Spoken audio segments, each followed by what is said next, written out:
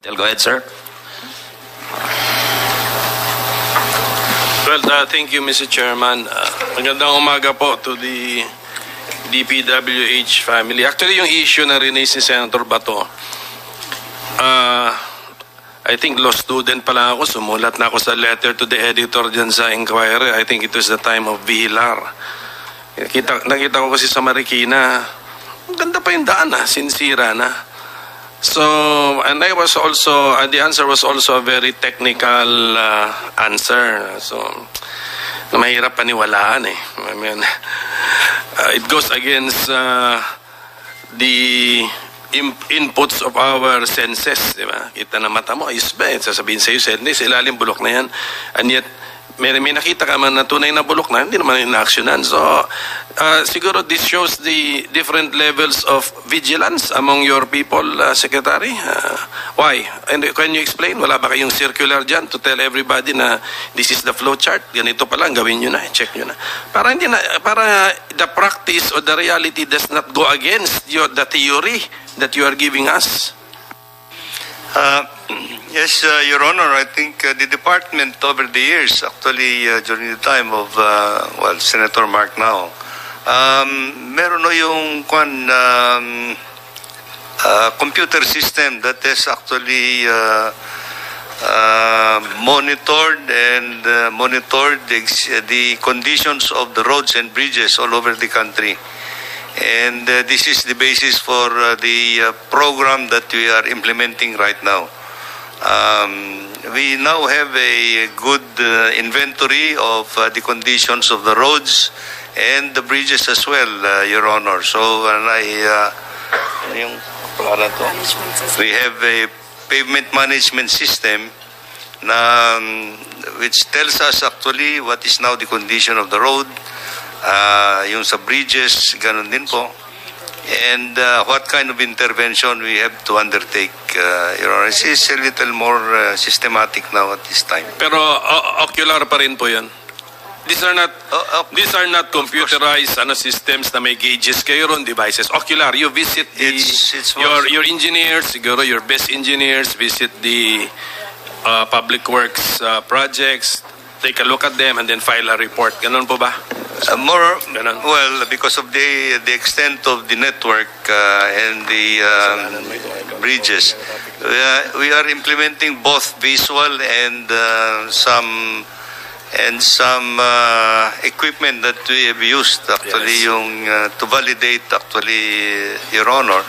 We have the dynamic testing machines, yung Benkelman machines that determines actually kung ano yung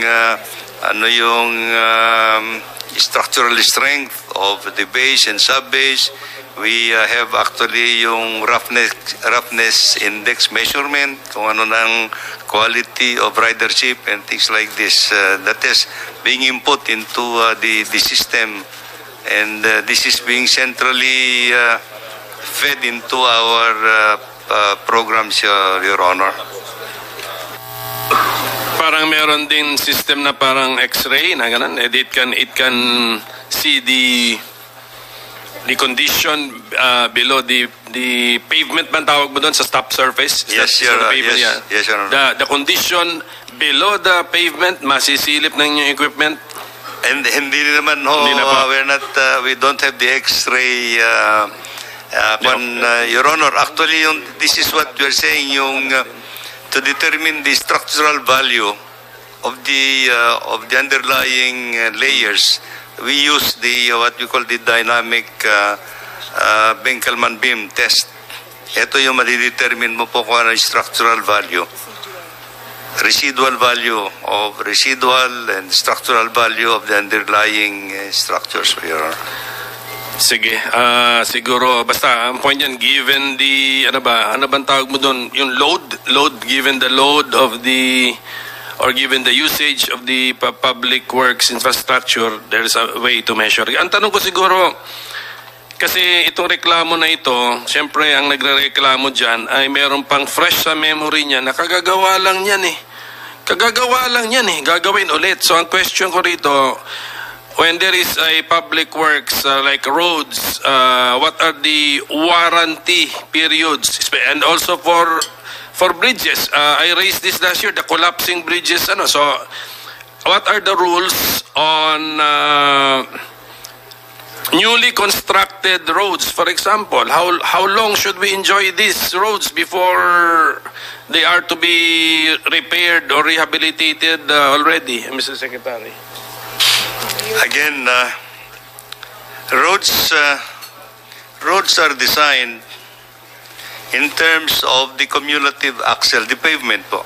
The pavement, the structure of the roads is designed on how many cumulative axle loads that will pass through it within a certain period of time.